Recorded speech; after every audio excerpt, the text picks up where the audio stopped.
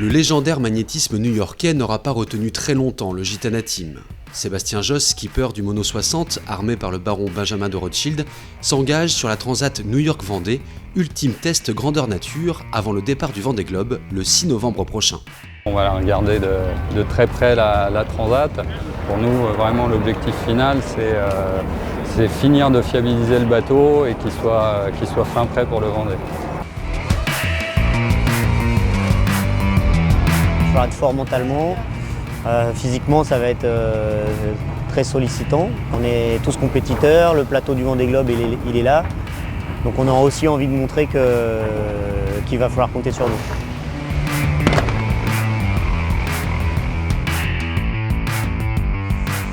Tandis que Sébastien Josse file depuis quelques jours à 20 nœuds de moyenne dans l'Atlantique Nord. Au cœur de la dépression, sur Gitana 16. À terre, d'autres forces vives s'activent. Direction les Sables d'Olonne pour accueillir le skipper. On va mettre nos 2 Zodiacs à l'eau et puis on va attendre que Seb arrive dans la soirée ou dans la nuit, on ne sait pas encore trop. Il n'y a visiblement pas beaucoup de vent en mer, donc il va falloir attendre un petit peu. 2 jours avant l'arrivée, Gitana 16 aborde le golfe de Gascogne dans des conditions inhabituelles pour la saison. Le vent est aux abonnés absents. La pétole du golfe. Voilà, il reste 280 000. 280 000 de vent faible avec des positions un petit peu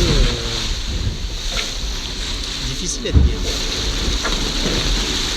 Promis, ce soir, je range ma chambre. Ranger un peu tous les bouts.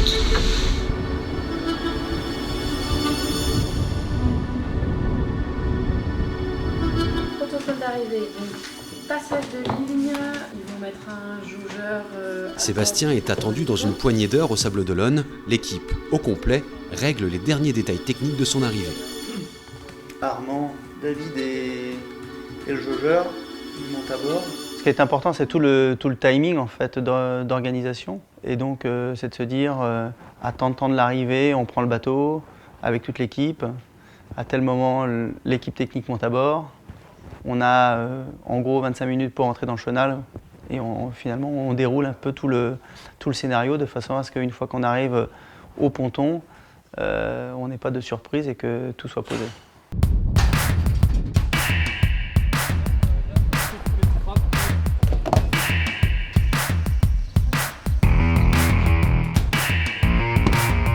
Impatient de retrouver le bateau et Seb.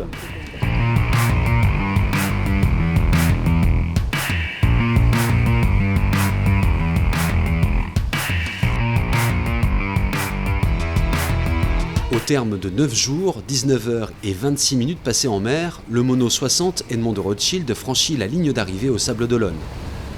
Sentiment de satisfaction, de soulagement, d'arriver au sable avec un bateau avec tous ses foils et tous ses appendices, c'est génial. Plus une deuxième place à l'arrivée, c'est de bon augure pour la suite.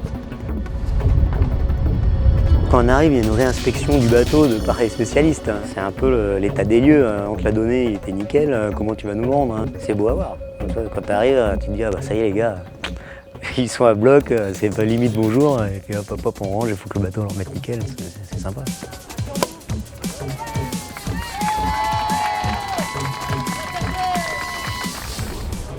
On a réceptionné le bateau là, il y a 1 heure. Il faut avoir l'œil partout, quoi. Chacun a sa spécialité, du coup chacun regarde un peu son domaine. J'ai essayé de garder le même jeu de boot à bord depuis que le bateau est à l'eau. Donc je sais exactement quels boots vont tenir. Sur les 2 mois et demi de course. Et puis quel bout il va falloir travailler encore. On va établir un petit peu la liste de tous les petits bobos du bateau qu'on va corriger après pendant le chantier à suivre après la Transat. Cohésion et passion du travail bien fait, autant de valeurs mises au service d'un seul et unique objectif, la performance. On joue dans le haut du panier et c'est ça qui stimule aussi tout le monde, c'est qu'il y a une passion et c'est celui qui sera le plus passionné qui gagnera. Le team Gitana s'engage comme un seul homme dans la bataille du Vendée Globe. Un défi à la hauteur du talent et de la passion partagée par toute une équipe.